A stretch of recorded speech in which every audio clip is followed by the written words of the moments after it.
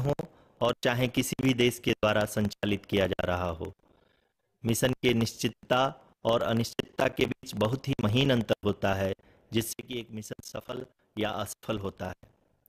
लेकिन ना हम थके, ना हम हारे। हमने अपनी पिछली कमियों को सुधारते हुए आज पूरी तरह से आश्वस्त किया है कि लैंडर मॉड्यूल निश्चित तौर पे चंद्रमा की सतह पर सेफ और सॉफ्ट लैंडिंग करेगा। सभी दर्शकों की जानकारी के लिए अब हम इसरो के अब तक के सभी लूनर मिशंस की संक्षिप्त विवरण प्रस्तुत करेंगे। जी हाँ, इसरो का पहला मून मिशन चंद्रयान-1 अक्टूबर 2008 में पीएसएलवी रॉकेट के द्वारा सफलतापूर्वक प्रक्षेपित किया गया था। चंद्रयान-1 चंद्रमा के सतह पर पानी की खोज करके पहले ही इतिहास रच चुका है। यही कारण है कि आजकल विश्व के तमाम अंतरिक्ष वैज्ञानिक और स्पेस एजेंसियां चंद्रमा को और करीब से जानने के लिए उत्सुक दिख रही हैं। अगर हम बात करें चंद्रयान 2 की, जो इसरो का दूसरा मून मिशन है, जुलाई 2019 में इसरो के सबसे ताकतवर रॉकेट LBM-3 द्वारा सफलतापूर्वक प्रक्षेपित किया गया था और आज भी लगभग 4 साल बाद यह चंद्रमा के 100 किलोमीटर के सर्कुलर ऑर्बिट में घूमते हुए बहुत ही उत्तम क्वालिटी का डेटा प्रदान कर रहा है। मिशन के प्रारंभ में इसकी आयु 1 साल निर्धारित की गई थी, परंतु LBM-3 द्वारा बहुत ही सटीक इंजेक्शन और मिशन मैनेजमेंट की वजह से चंद्रयान 2 काफ़ी लंबे समय तक कार्यरत रहेगा। अब तक चंद्रयान 2 चंद्रमा के लगभग सभी भागों का चित्र ले चुका है। इसका एक बहुत ही महत्वपूर्ण पेलोड OHRC यानी कि ऑर्बिटर हाई रिजोल्यूशन कैमरा विश्व का सबसे बेहतरीन कैमरा है, जो कि चंद्रमा के सतह का लगातार पिक्चर भेज रहा है। अब मैं आरुषि जी से निवेदन करूंगा कि वो आप लोगों को इसरो के वर्तमान मिशन चंद्रयान 3 के बारे में बताएं। अभी आपने मिश्रा जी के द्वारा सुना इसरो के अब तक के लूनार मिशंस का विवरण। अब चलते हैं टुवर्ड्स चंद्रयान।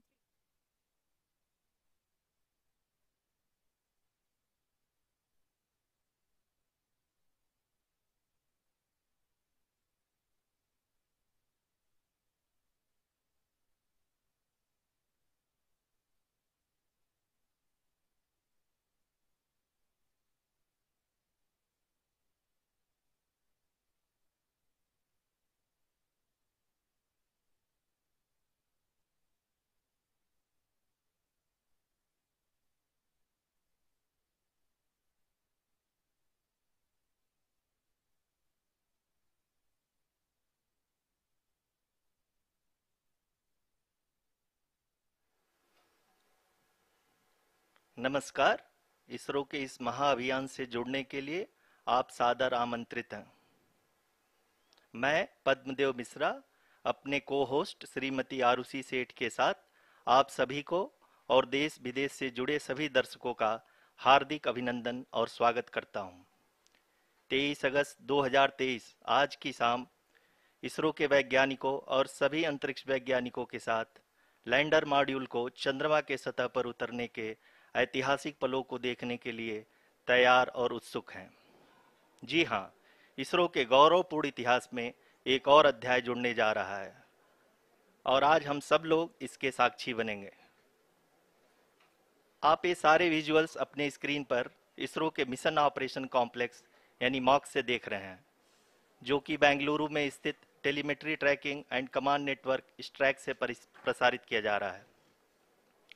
ये विजुअल्स आपको पावर डिसेंट के काउंटडाउन और उस पथ को प्रदर्शित कर रहा है जिस पे चलकर लैंडर आज चंद्रमा के साउथ पोल पे सेफ और सॉफ्ट लैंडिंग करेगा। आपको ध्यान दिला दूं, इस समय हम लोग पावर डिसेंट शुरू होने से लगभग 22 मिनट दूर हैं। जो दर्शक थोड़ी देर से जुड़े हैं उनकी जानकारी के लिए बता दें, आप लोग इस ऐतिहासिक पल को इसरो के ऑफिशियल वेबसाइट, फेसबुक, ट्विटर और यूट्यूब पे भी देख सकते हैं। Honorable dignitaries, delegates, scientists, media personnel, and dear viewers, a very good evening to all of you. We at ISRO welcome you to the live coverage of India's prestigious Chandrayaan-3 mission's landing event on the lunar surface.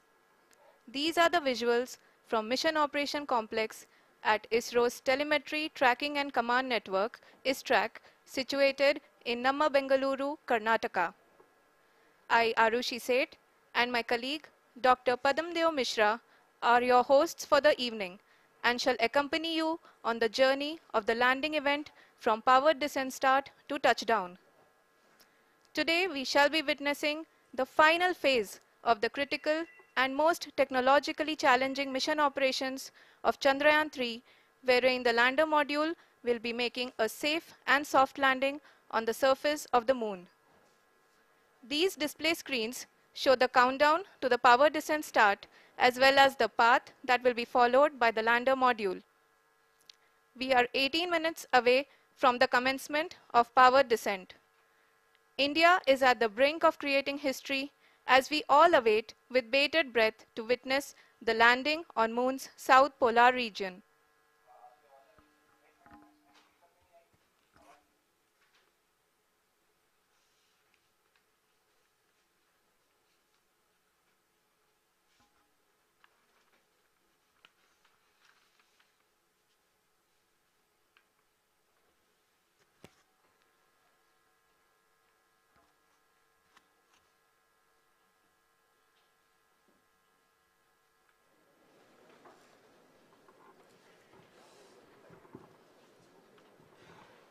ISRO का पहला moon mission Chandrayaan one अक्टूबर 2008 में PSLV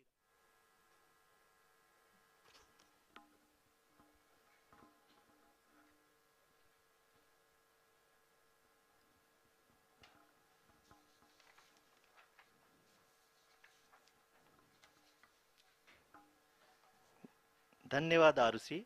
अगर मैं सही मायने में कहूं तो अंतरिक्ष का कोई भी मिशन हो और चाहे किसी भी देश के द्वारा संचालित किया जा रहा हो, इसरो मिशन के निश्चितता और अनिश्चितता के बीच बहुत ही महीन अंतर होता है, जिससे कि एक मिशन सफल या असफल होता है। लेकिन ना हम थके ना हम हारे। हमने पिछली कमियों को सुधारते हुए आज पूरी तरह से आश्वस्त किया है कि लैंडर मॉड्यूल निश्चित तौर पे चंद्रमा के सतह पर सेफ और सॉफ्ट लैंडिंग करेगा। सभी दर्शकों के जानकारी के लिए अब हम इसरो के अब तक के सभी लूनर मिशंस को संक्षिप्त विवरण प्रस्तुत करेंगे। जी हाँ, इसरो का पहला मून मिशन चंद्रयान-1 अक्टूबर 2008 में पीएसएलवी रॉकेट के द्वारा सफलतापूर्वक प्रक्षेपित किया गया था। चंद्रयान-1 ने चंद्रमा के सतह पर पानी की खोज करके पहले ही इतिहास रच चुका है। यही कारण है कि आजकल विश्व के तमाम अंतरिक्ष वैज्ञानिक और स्पेस एजेंसियां चंद्रमा को और करीब से जानने के लिए उत्सुक दिख रही हैं। अगर हम बात करें चंद्रयान-2 की, जो इसरो का दूसरा मिशन है, जुलाई 2019 में इसरो के सबसे ताकतवर रॉकेट LVM-3 द्वारा सफलतापूर्वक प्रक्षेपित किया गया था और आज भी लगभग 4 साल बाद यह चंद्रमा के 100 किलोमीटर के सर्कुलर ऑर्बिट में घूमते हुए बहुत ही उत्तम क्वालिटी का डेटा प्रदान कर रहा है। मिशन के प्रारंभ में इसकी आयु 1 साल निर्धारित की गई थी, परंतु LVM-3 द्वारा बहुत ही सटीक इंजेक्शन और मिशन मैनेजमेंट की वजह से चंद्रयान-2 काफ़ी लंबे समय तक कार्यरत रहेगा। अब तक चंद्रयान-2 चंद्रमा के लगभग सभी भागों का चित्र ले चुका है। इसका एक बहुत ही महत्वपूर्ण पेलोड OHRC यानी कि ऑर्बिटर हाई रेजोल्यूशन कैमरा विश्व का सबसे बेहतरीन कैमरा है, जो कि चंद्रमा के सतह का लगातार पिक्चर भेज रहा है। अब मैं आरुषि जी से निवेदन करूंगा कि वो आप लोगों को इसरो के वर्तमान मिशन चंद्रयान-3 के बारे में बताएं। अभी आपने मिश्रा जी के द्वारा सुना इसरो के अब तक के लूनार मिशंस का विवरण। अब चलते हैं towards Chandrayaan-3, the follow-up mission of Chandrayaan-2, which has been designed to accomplish our mission goals. The primary objective of Chandrayaan-3 mission is the demonstration of safe and soft landing on the lunar surface. This demonstration is a critical aspect for ISRO's future interplanetary missions. In addition to this, the mission objectives also include demonstration of roving capability and conduction of in situ scientific experiments on Moon's surface. Carried on the shoulders of India's heaviest rocket LVM-3 on the 14th of July, Chandrayaan-3 was placed in the precise elliptic parking orbit of size 170 by 36,500 kilometers. ISRO, in its mission plan of following the incremental trajectory approach, carried a total of 5 earthbound maneuvers. The fifth apogee raising maneuver, which took place on the 25th of July, placed the spacecraft in an orbit of 250 by 1,27,000 kilometers. At the early hours of 1st August, the translunar injection was carried out, after which the composite module began the final leg of its long journey of nearly 3,84,000 kilometers for its rendezvous with the Moon. The TLI was a key step in the mission, enabling the spacecraft to escape Earth's gravitational pull and travel to the Moon. An orbit of 288 by 3,69,328 kilometers was achieved at the end of the translunar injection.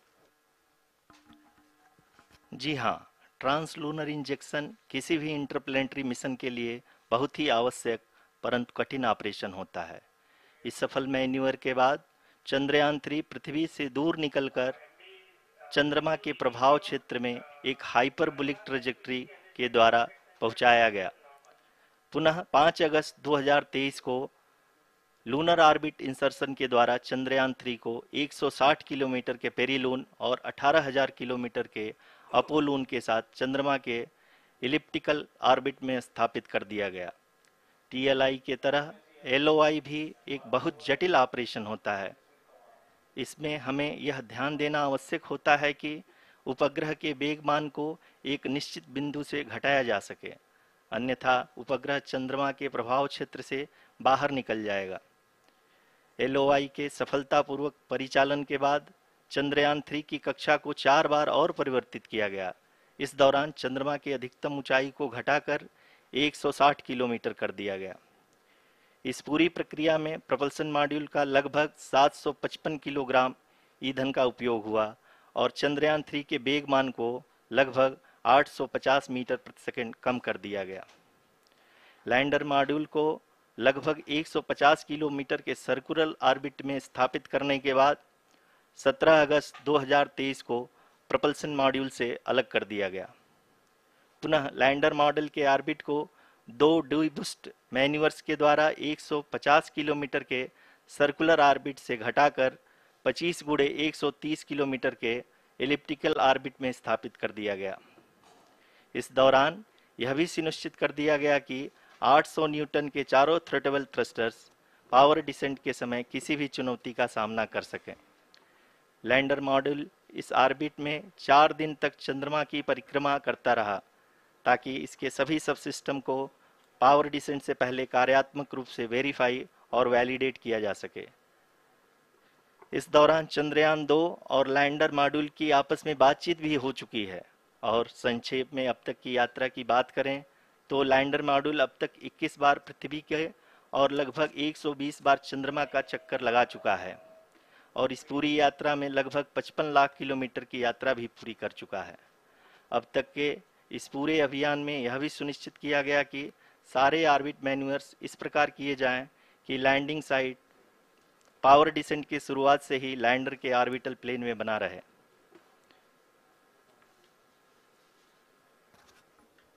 Make it further that is true indeed.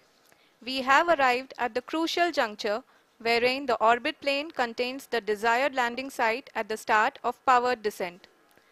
We are also happy to announce that live images from the Chandrayaan-3 lander imager camera is being received continuously.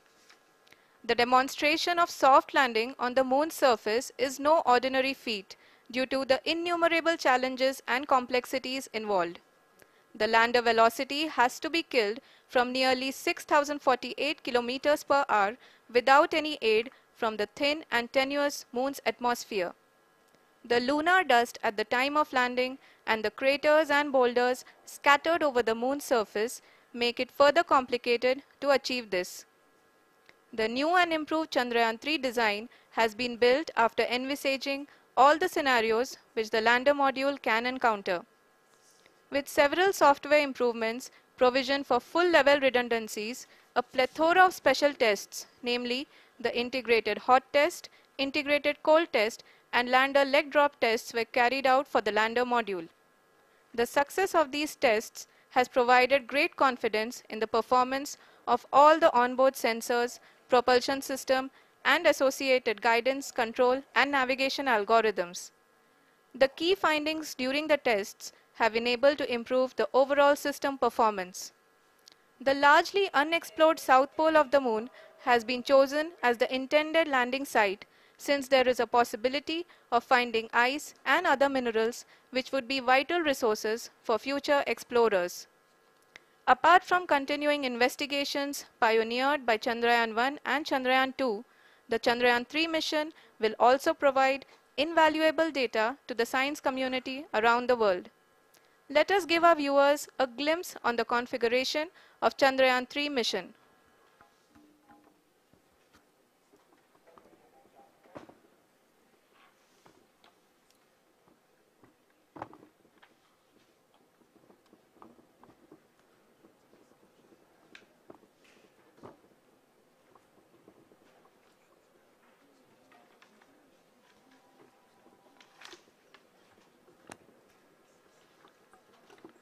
Chandrayaan 3 का mission plan लगभग चंद्रयान 2 के तरह ही बनाया गया है। यहाँ यह भी सुनिश्चित किया गया है कि चंद्रयान 3 को रॉकेट से अलग होने से लेकर के चंद्रमा के निकटतम कक्षा में स्थापित होने तक सारी गतिविधियां चंद्रयान 2 के तरह ही हों। और अब हम यह कह सकते हैं कि यह प्लान पूरी तरह से 100% सफल रहा।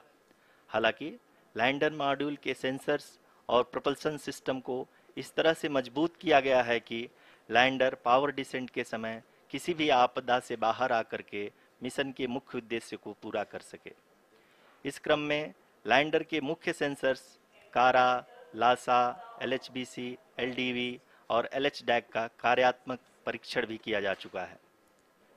LDV जो कि पूर्णतः स्वदेशी तकनीकी से बनाया गया एक नया सेंसर है, इसका मुख्य कार्य लैंडर के वेलोसिटी को तीनों अक्षों में कंप्यूट करना है।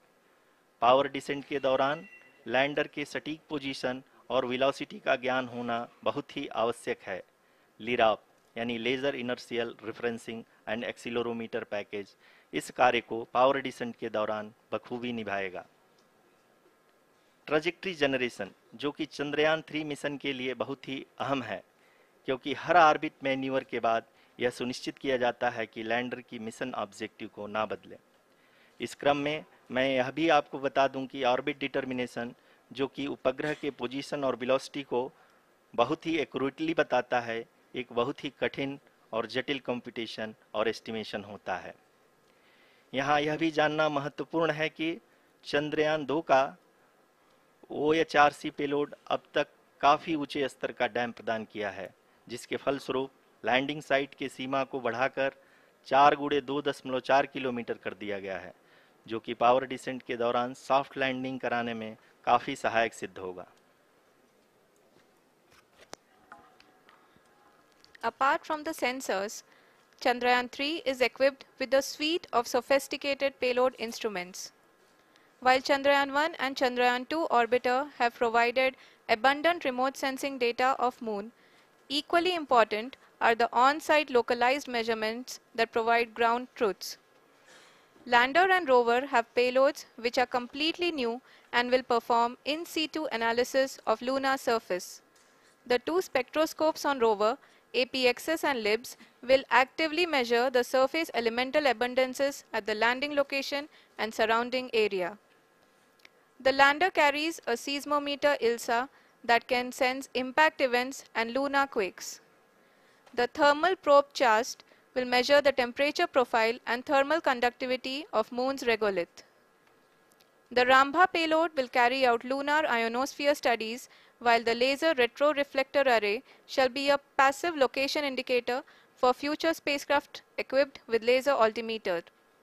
The propulsion module has not been left behind, and an experimental shape payload has been added to it as a value addition.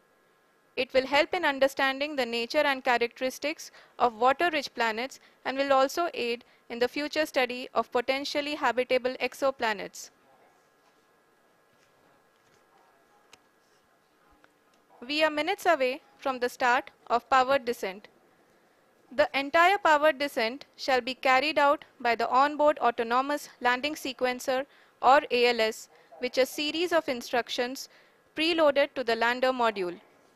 These instructions include the commands to be executed, data to be collected and analyzed, and decisions to be made and executed autonomously throughout the powered descent.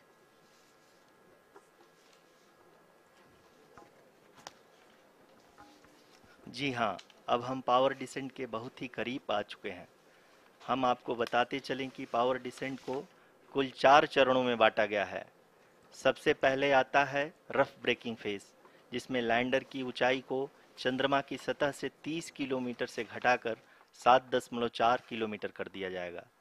इस पूरी प्रक्रिया को पूरा करने में लगभग 11.5 minute लगेगा और इसका समानांतर वेग 1680 मीटर प्रति सेकंड से घटाकर 358 मीटर प्रति सेकंड हो जाएगा।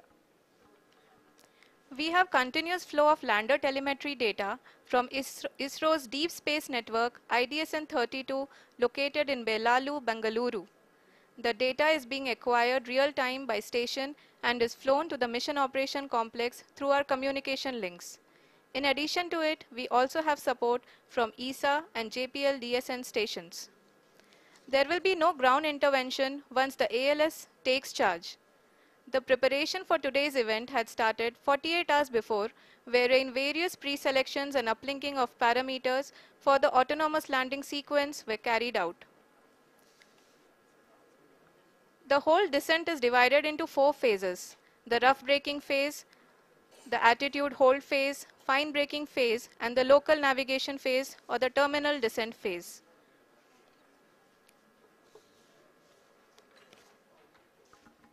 जी हाँ, एटीट्यूड होल्ड फेज, जो कि पावर डिसेंट का दूसरा चरण है, एक बहुत ही महत्वपूर्ण फेज है। इस 10 सेकंड के स्मॉल ड्यूरेशन के दौरान लैंडर के 2 महत्वपूर्ण सेंसर कारा और लासा लैंडर की ऊंचाई की गणना करेंगे। इस फेज के पूरा होते ही लैंडर चंद्रमा के सतह से कुल 6.8 किलोमीटर की ऊंचाई पर होगा। During the rough braking phase, the lander velocity shall be brought down from 1680 meters per second to 358 meters per second.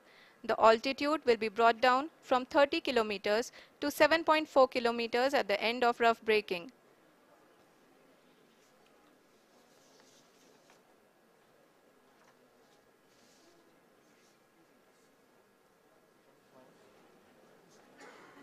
Currently, we can see the scientists are analyzing the lander data.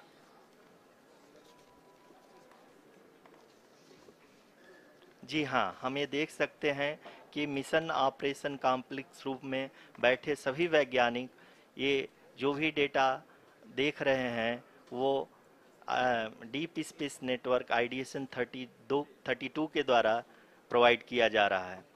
और अगर हम अब बात करें power descent के तीसरे चरण का, जो कि फाइन ब्रेकिंग फेज होगा, जिसमें लैंडिंग साइट से जस्ट 800 मीटर की ऊंचाई पर वर्टिकली होगा।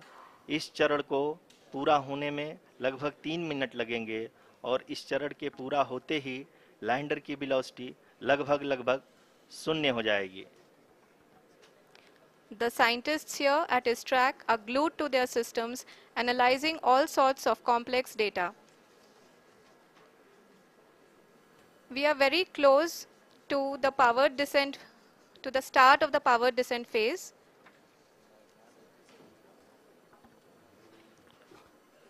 जी हाँ, अगर हम अब बात करें पावर डिसेंट के चौथे और अंतिम चरण का, जो कि लोकल नेविगेशन फेज या टर्मिनल डिसेंट फेज भी कहा जाता है, इस दौरान लैंडर के 2 इंजन बंद कर दिए जाएंगे और लैंडर के सेंसरों द्वारा इसके हाइट और वेलोसिटी की गणना इनर्शियल नेविगेशन को भेज दिया जाएगा।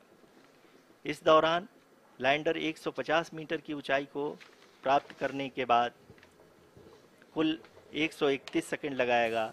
इस पड़ाव पे आने के बाद पुनः लैंडर 22 सेकंड के लिए हॉवरिंग करेगा।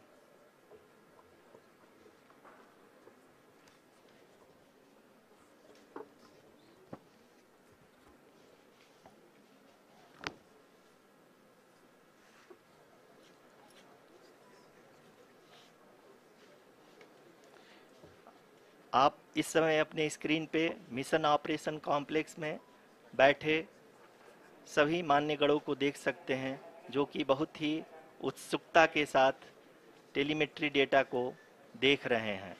अभी हम लोग पावर डिसेंट शुरू होने से जस्ट कुछ ही पल दूर हैं।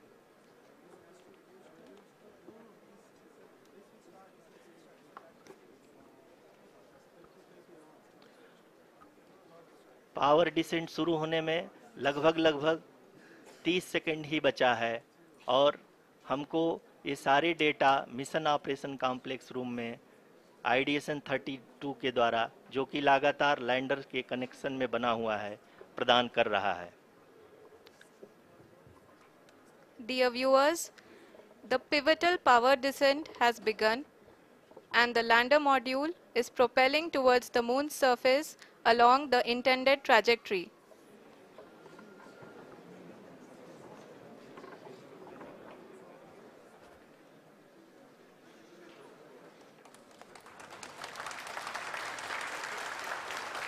जी हाँ, अब देख सकते हैं रफ ब्रेकिंग फेज की शुरुआत हो चुकी है।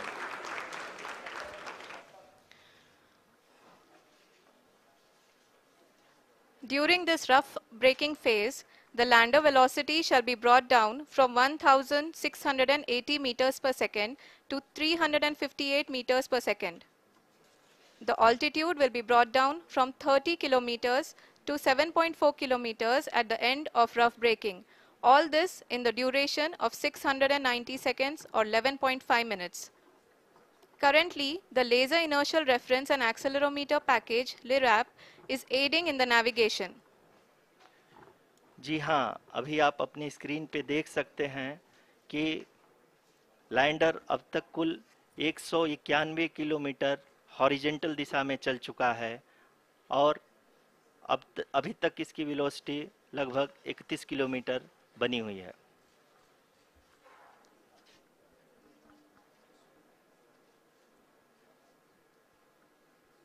The lander module has traveled a distance of approximately 228 kilometers. The complete downrange that will be traveled during this phase shall be nearly 713.5 kilometers.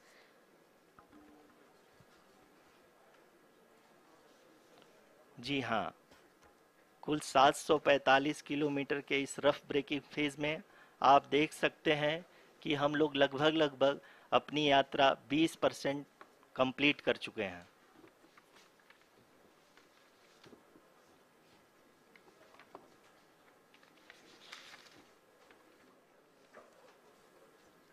Power descent की यह शुरुआत हम कह सकते हैं कि बहुत ही सटीक और सधी हुई है, जिसमें लैंडर अपने वेगमान को अनुमानित तरीके से घटा रहा है।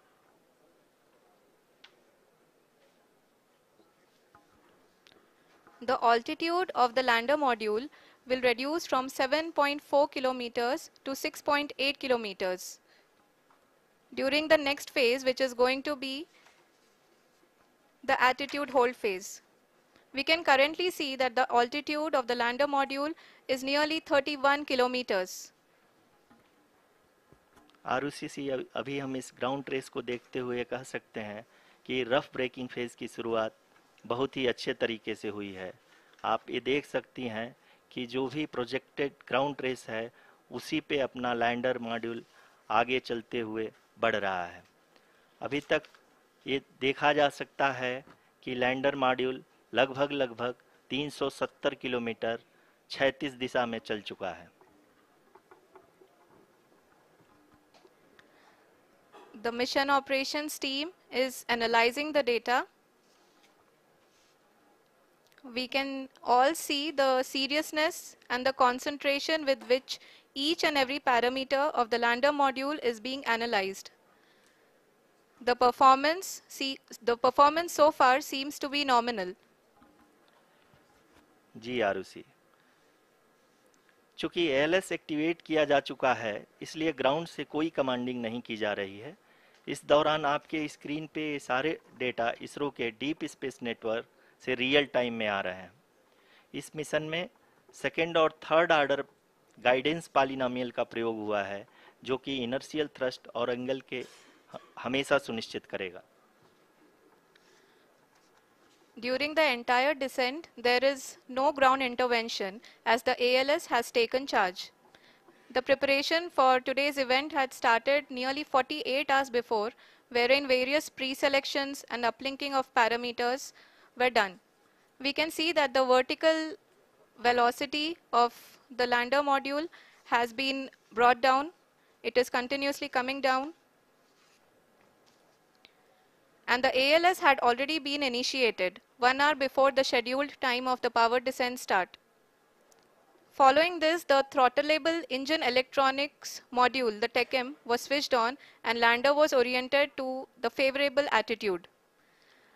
जी हाँ, आप अपनी स्क्रीन पे देख सकते हैं कि लैंडर मॉड्यूल जिसकी शुरुआत में वेलोसिटी 1680 मीटर पर सेकंड थी, लगभग 1150 मीटर पर सेकंड हो चुकी है, जो कि एक बहुत ही मैजेस्टिक शुरुआत कही जा सकती है इस रफ ब्रेकिंग फेज के लिए।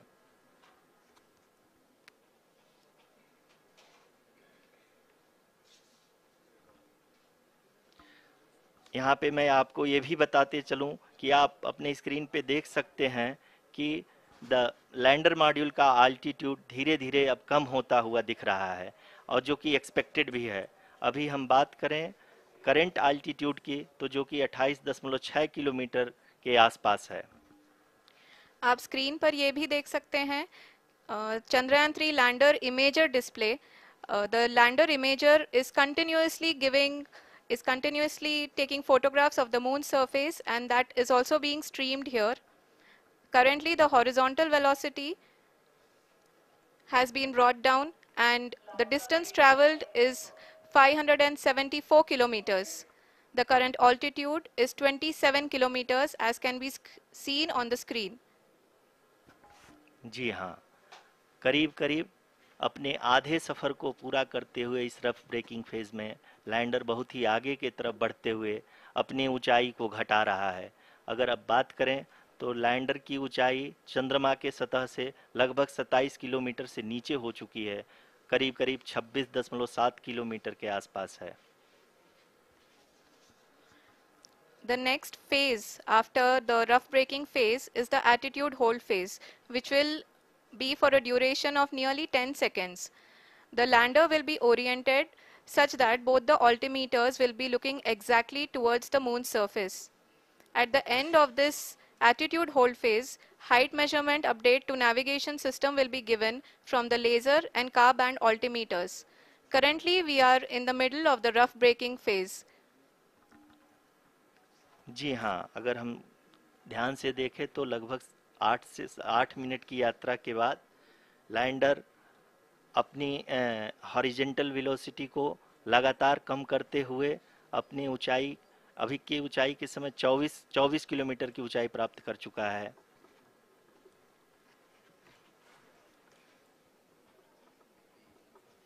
अब तक के आंकड़े को देखते हुए हम कह सकते हैं कि लैंडिंग पूरी तरह से नॉमिनल है।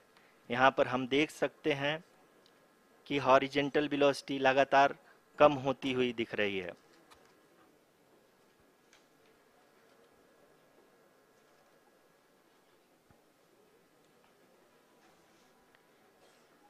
The altitude of lander from ground is currently 22 kilometer, which is again going to be coming down, and that is expected. For the viewers who have joined now, we are in the power descent phase, and we are in the rough braking phase, which is the first phase of the power descent.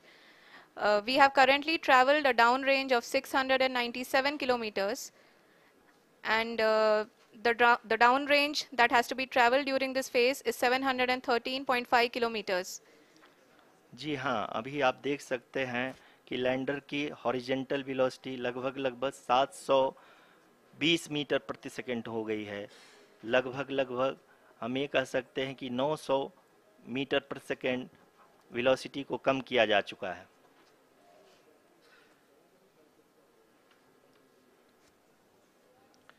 At the same time, we can see the altitude of the lander is just 17.8 kilometer from the moon surface, which is going to be around 7.4 at the end of the rough braking phase.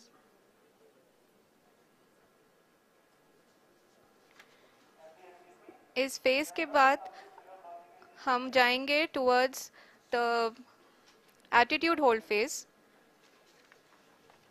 where we will be expecting sensor update from the laser and car band altimeters.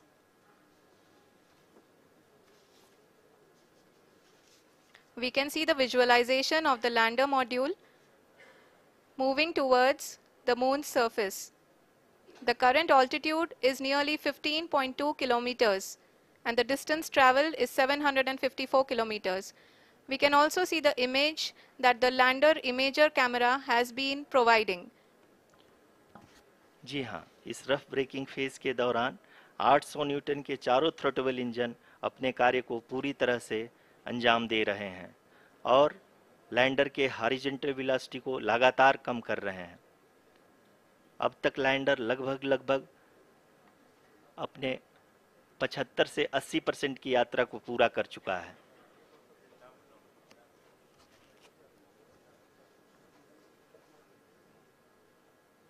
After the rough braking and the attitude hold phase, we shall be having the fine braking phase, which will continue for nearly 3 minutes. The whole phase is being driven by the autonomous landing sequencer and there is no intervention from ground. जी हाँ आरुषि, अभी आप अपनी screen पे देख सकती हैं कि जो करंट आल्टीट्यूड है चंद्रमा के सतह से लगभग 10 किलोमीटर के आसपास है। जी हाँ, हम अपने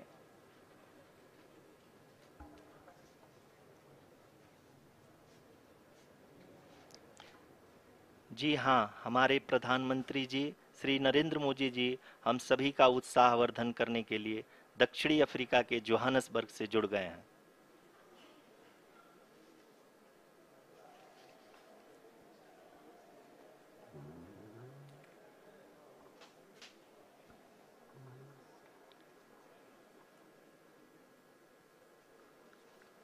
Yes, we are privileged to have with us Honorable Prime Minister of India, Shri Narendra Modi ji, who has joined us from South Africa's Johannesburg to encourage us.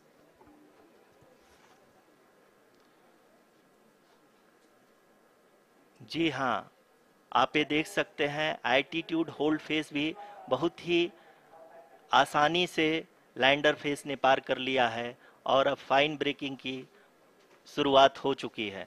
अभी हम ये देख सकते हैं कि लैंडर की ऊंचाई लगभग 5.6 किलोमीटर है, जो कि इस फेज के उपरांत लगभग 800 मीटर हो जाएगी।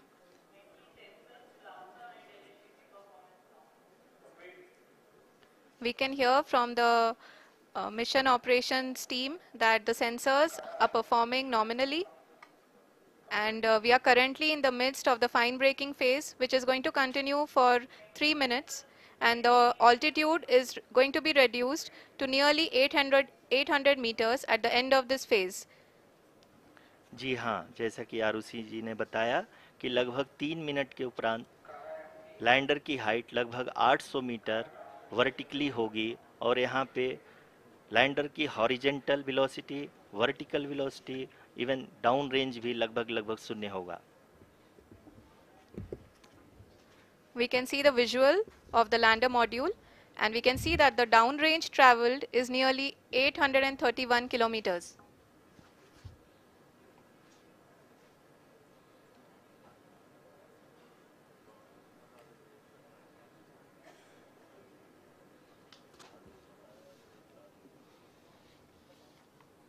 जी हाँ, आप अपनी स्क्रीन पे देख सकते हैं कि लैंडर की ऊंचाई अब चंद्रमा के सतह से लगभग 3 किलोमीटर से कम हो चुकी है। We are very close to the moon's surface, nearly 2.6 kilometers as we can see.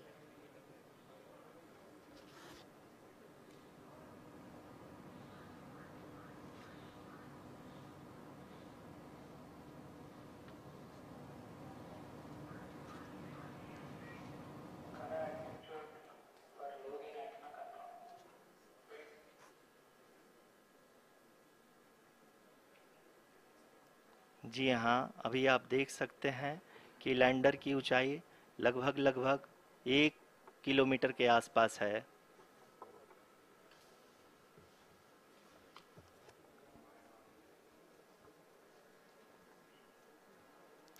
We are nearing the final phase of the power descent, which is going to be the vertical descent phase or the local navigation phase. जी हाँ, अब हम fine breaking waves के एकदम करीब आ चुके हैं। हाँ, आप तालियों के गड़गड़ाहट से सुन सकते हैं कि हम लोगों ने तीसरे चरण को भी बहुत ही सफलतापूर्वक हासिल कर लिया है और अभी हम वर्टिकल डिसेंट फेज में आ चुके हैं, जिसकी शुरुआत भी बहुत ही अच्छे ढंग से हो चुकी है।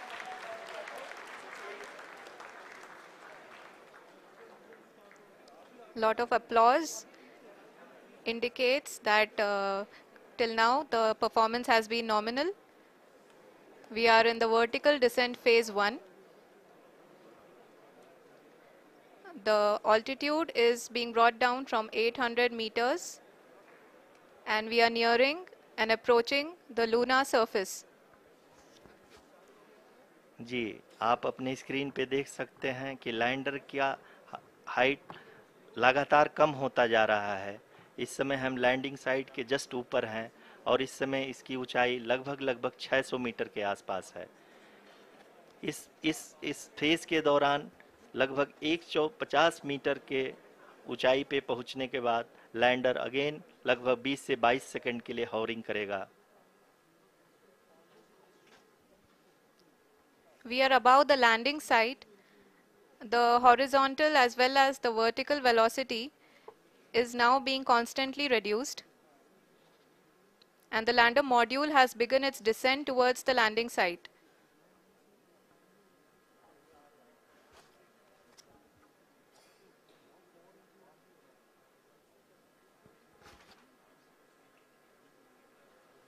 जी हाँ, आप अपने स्क्रीन पे देख सकते हैं ये जो पथ निर्धारित किया गया है, लैंडर पूरी तरह से उसी को ही फॉलो कर रहा है। इस समय हम लगभग 200 मीटर की हाइट से भी कम आ चुके हैं।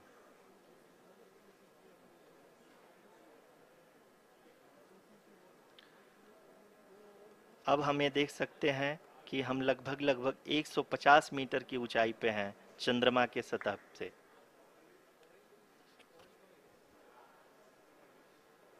We are approaching the vertical descent phase 2, which will have the lander module hovering at nearly 150 meters above ji the हाँ, lunar surface. जी हाँ, आप इस तालियों के गड़गड़ाहट को सुन सकते हैं, जो कि सेकंड हाइब्रिड फेज के कंप्लीट होने के बाद इन सारे वैज्ञानिकों के द्वारा की जा रही है।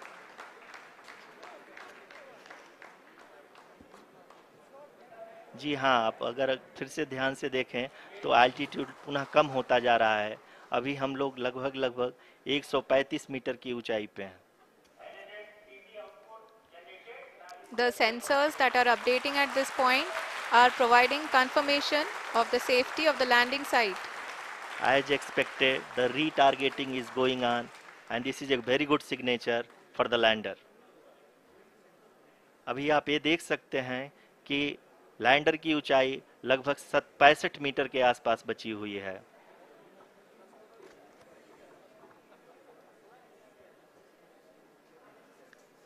Currently, only 2 engines are now being fired, and we are nearly at zero velocity, vertical and horizontal. We were hovering, and now we are approaching the moon's surface. धीरे धीरे लैंडर की वेगमान को कम किया जा रहा है और हम अब लगभग 50 मीटर से भी कम आ चुके हैं।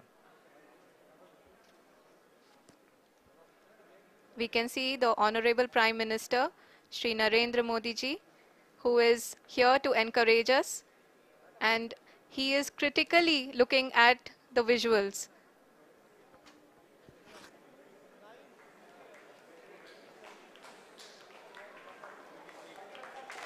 जी हाँ, आप अपनी स्क्रीन पे देख सकते हैं कि हम lander module people are applauding. Let lander us all module wait to hear from the Secretary Department of Space and Chairman ISRO, Shri S. Somnath. Lander module पूरी तरह से सेफली और सॉफ्टली चंद्रमा के सतह पे लैंड हो चुका है। ये हम लोगों के लिए बहुत ही गर्व की बात है। हिंदी में एक कहावत है कि चंदा मामा दूर के, लेकिन अब हम ये कह सकते हैं कि चंदा मामा अपने घर के। बहुत ही उम्दा। The hard work of the entire ISRO community has come to fruition.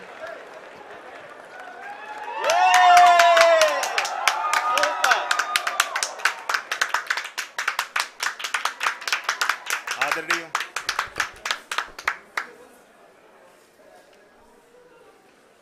आदरणीय प्रधानमंत्री जी, नमस्कार। Sir, we have achieved soft landing on the moon. India is on the moon.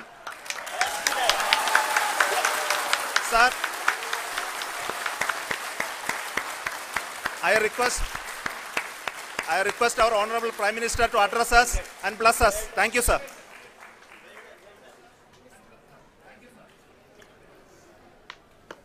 मेरे प्यारे परिवारजनों, जब हम अपनी आंखों के सामने ऐसा इतिहास बनते हुए देखते हैं तो जीवन धन्य हो जाता है। ऐसी ऐतिहासिक घटनाएं राष्ट्र जीवन की चिरंजीव चेतना बन जाती है। ये पल अविस्मरणीय है। ये क्षण अभूतपूर्व है। ये क्षण विकसित भारत के शंखनाद का है। ये क्षण नए भारत के जयघोष का है। ये क्षण मुश्किलों के महासागर को पार करने का है। ये क्षण जीत के चंद्र पथ पर चलने का है। ये क्षण 140 करोड़ धड़कनों के सामर्थ्य का है। ये क्षण भारत में नई ऊर्जा, नया विश्वास, नई चेतना का है। ये क्षण भारत के उदयमान भाग्य के आह्वान का है। अमृत काल की प्रथम प्रभा में सफलता की ये अमृत वर्षा हुई है। हमने धरती पर संकल्प लिया और चांद पर उसे साकार किया। और हमारे वैज्ञानिक साथियों ने भी कहा, India is now on the moon. आज हम अंतरिक्ष में नए भारत की नई उड़ान के साक्षी बने हैं। साथियों, मैं इस समय ब्रिक्स समिट में हिस्सा लेने के लिए दक्षिण अफ्रीका में हूं, लेकिन हर देशवासी की तरह मेरा मन चंद्रयान महाअभियान पर भी लगा हुआ था। नया इतिहास बनते ही हर भारतीय जश्न में डूब गया है। हर घर में उत्सव शुरू हो गया है। हृदय से मैं भी अपने देशवासियों के साथ, अपने परिवारजनों के साथ इस उमंग और उल्लास से जुड़ा हुआ हूं। मैं टीम चंद्रयान को, इसरो को और देश के सभी वैज्ञानिकों को जी जान से बहुत बहुत बधाई देता हूं, जिन्होंने इस पल के लिए वर्षों तक इतना परिश्रम किया है। उत्साह, उमंग, आनंद और भावुकता से भरे इस अद्भुत पल के लिए मैं 140 करोड़ देशवासियों को भी कोटि कोटि बधाइयां देता हूं। मेरे परिवारजनों, हमारे वैज्ञानिकों के परिश्रम और प्रतिभा से भारत चंद्रमा के उस दक्षिणी ध्रुव पर पहुंचा है जहां आज तक दुनिया का कोई भी देश नहीं पहुंच सका। अब आज के बाद से चांद से जुड़े मिथक बदल जाएंगे, कथानक भी बदल जाएंगे और नई पीढ़ी के लिए कहावतें भी बदल जाएगी। भारत में तो हम सभी लोग धरती को मां कहते हैं और चांद को मामा बुलाते हैं। कभी कहा जाता था, चंदा मामा बहुत दूर के हैं। चंदा मामा बहुत दूर के हैं। अब एक दिन वो भी आएगा जब बच्चे कहा करेंगे, चंदा मामा बस एक टूर के हैं। Friends, on this joyous occasion, I would like to address all the people of the world, the people of every country and region. India's successful moon mission is not just India's alone. This is a year in which the world is witnessing India's G20 presidency. Our approach of one earth, one family, one future is resonating across the globe. This human-centric approach that we present and that we represent has been welcomed universally. Our moon mission is also based on the same human-centric approach. Therefore, this success belongs to all of humanity, and it will help moon missions by other countries in the future. I am confident that all countries in the world, including those from the global south, are capable of achieving such feats. We can all aspire for the moon and beyond. मेरे परिवारजनों, चंद्रयान महाअभियान की ये उपलब्धि भारत की उड़ान को चंद्रमा की कक्षाओं से आगे जाएगी। हम हमारे सौर मंडल की सीमाओं का सामर्थ्य परखेंगे और मानव के लिए ब्रह्मांड की अनेक संभावनाओं को साकार करने के लिए भी जरूर काम करेंगे। हमने भविष्य के लिए कई बड़े और महत्वाकांक्षी लक्ष्य तय किए हैं। जल्द ही सूर्य के विस्तृत अध्ययन के लिए ISRO Aditya L1 mission launch करने जा रहा है। इसके बाद शुक्र भी इसरो के लक्ष्यों में से एक है। गगनयान के जरिए देश अपने पहले ह्यूमन स्पेस फ्लाइट मिशन के लिए भी पूरी तैयारी के साथ जुटा है।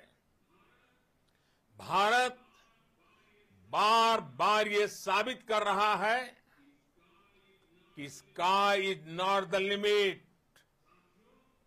साथियों, साइंस और टेक्नोलॉजी देश के उज्जवल भविष्य का आधार है। इसलिए आज के इस दिन को देश हमेशा हमेशा के लिए याद रखेगा। यह दिन हम सभी को एक उज्जवल भविष्य की ओर बढ़ने के लिए प्रेरित करेगा। ये दिन हमें अपने संकल्पों की सिद्धि का रास्ता दिखाएगा। ये दिन इस बात का प्रतीक है कि हार से सबक लेकर जीत कैसे हासिल की जाती है। एक बार फिर देश के सभी वैज्ञानिकों को बहुत बहुत बधाई और भविष्य के मिशन के लिए ढेरों शुभकामनाएं। बहुत बहुत धन्यवाद।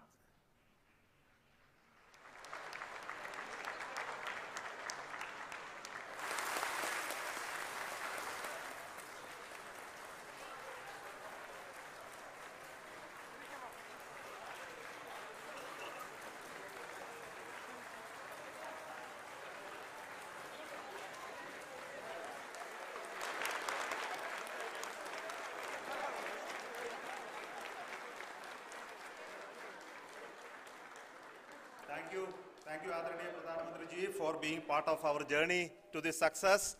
And let me take this opportunity to thank the people behind this mission. The project director of Chandrayaan-3, he is here. Veera Muthuvel, congratulations to you. The associate project director, Kalpana, and the mission operations director, Srikanth. And the satellite was built at your Rao Satellite Center, Shankar and the director.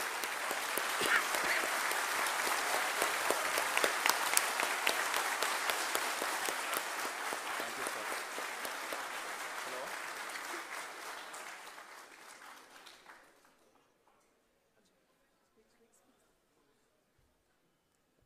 It's a great moment of happiness on behalf of team. It gives me immense satisfaction on achieving this goal as a project director of this mission. The entire mission operations right from launch till landing happened flawlessly as per the timeline, and we became the 4th country to demonstrate the soft landing onto the moon surface, and we became the first country to go to near to the south pole of the moon.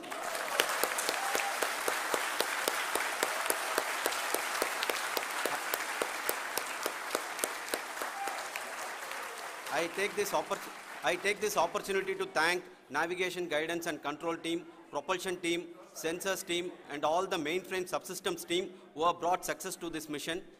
I also take the opportunity to thank the Critical Operations Review Committee for thoroughly reviewing the mission operations right from launch till this date. The target was on spot because of the review process. I also thank the ISRO higher management, right from Chairman ISRO, Director URSC, and all the center directors and higher ISRO officials. And finally, my thanks to the Chandrayaan-3 project executives spread across the ISRO centers. Thank you.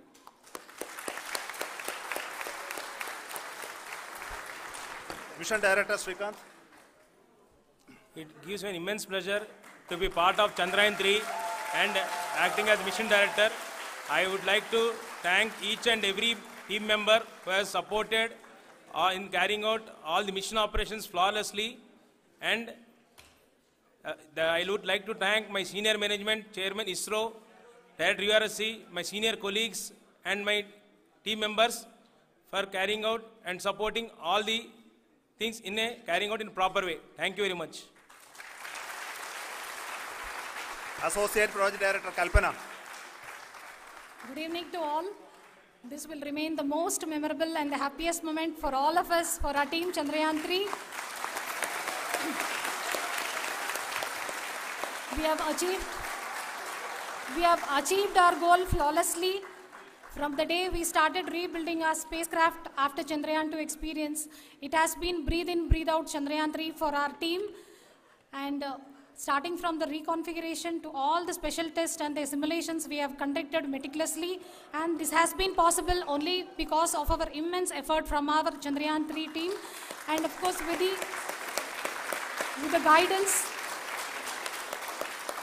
the guidance from our chairman ISRO, our directors and all our experts. With all this, it has been possible. Thank you one and all. Thank you for all the minutest help which has been provided from all the areas of departments. Thank you. Thank you.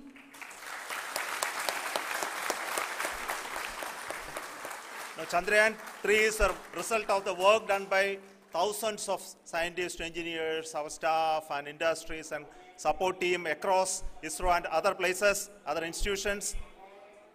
And Shankaran has been the lead of the center which integrated all of these efforts in the last so many years. So I request him to speak on behalf of all of you.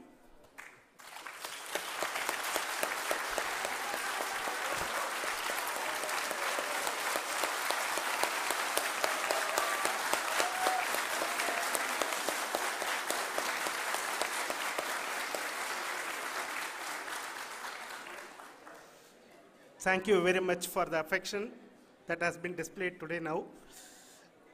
Today, we have achieved what we set out to achieve in 2019. It was delayed by about 4 years, but we have done it. When Chandrayaan 3 was launched, after the separation of the spacecraft from launch vehicle, I said, I will speak the rest of the things after the soft landing. So here I will take a couple of minutes to tell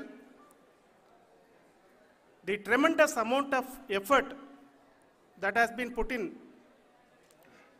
by the entire project team. When I say project team, it is not just only the project director and associate project director. Of course, they are the face of the project. They have been living, sleeping, eating, breathing Chandrayaan for the last 4 years. They have been supported by such a large number of people, particularly in the navigation, guidance and control area, propulsion system. This area, the amount of effort that has been put by people, the number of simulations that have been done, the number of reviews they have gone through, the amount of criticism they faced and overcome that.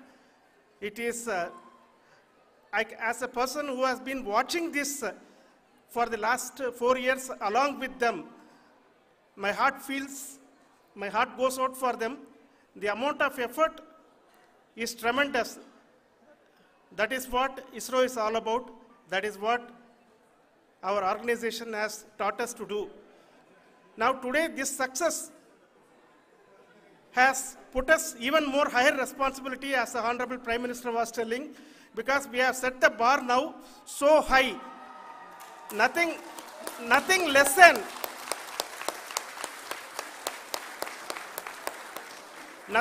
spectacular than this is going to be inspiring for any of us in the future.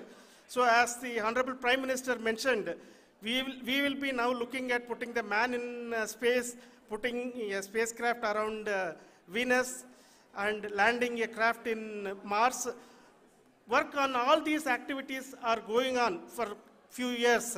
And this success today will inspire us and will spur us to take those efforts even more strongly so that we will make our country proud again and again and again. Thank you very much for every one of you who have directly or indirectly participated in this mission, encouraged us, intentionally or unintentionally helped us in all for every one of you. A big thank you, because even casual remark, an unintended point can help a person who is striving to reach a goal. The person who is making that remark may not have meant it that way, but sometimes it can ignite that's why I said that even unintended help is very, very, very welcome, and we are very, very thankful for that. Thank you, Team ISRO, for supporting all of us. The amount of affection we received when this mission came into this final stage, the number of people who gave us confidence that nothing can go wrong and this is going to be successful. In fact, I was not that much confident because we have seen a couple of times issues, because I know very well as a person who has been doing in this domain for 36 years, I know there are thousands of things. Any of that can anytime go wrong and derail.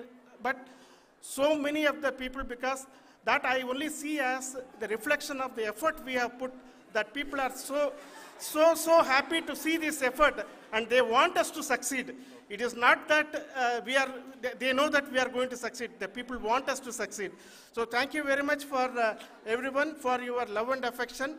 We will continue to do our best and make our flag fly, ISRO's as well as India's flag fly high. Thank you very much.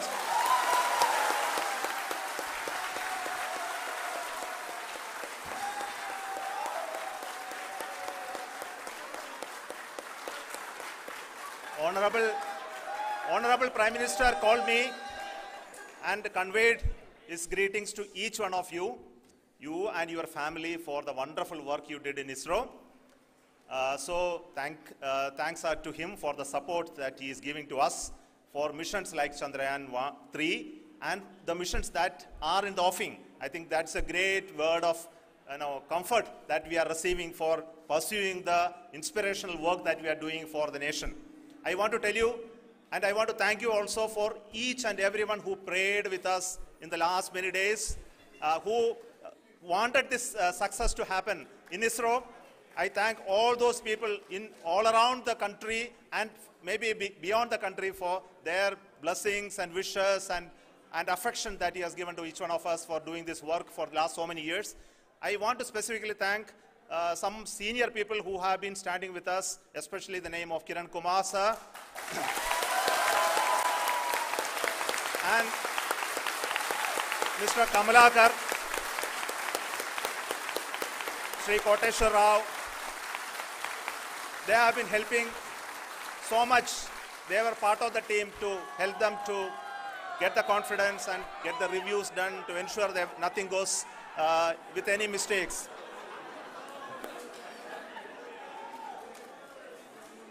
And of course, this is not the work of us alone. This is a work of a generation of ISRO leadership and ISRO scientists. And this is a journey we started in Chandrayaan 1, continued in Chandrayaan 2, and Chandrayaan 2 craft is still working and doing a lot of communication work with us. And all the team that contributed to building Chandrayaan 1 and Chandrayaan 2 should be remembered and thanked while we celebrate Chandrayaan 3. And this is an incremental progress and definitely a great, huge one it is. And thank you so much for all the support and work that you have done. Thank you.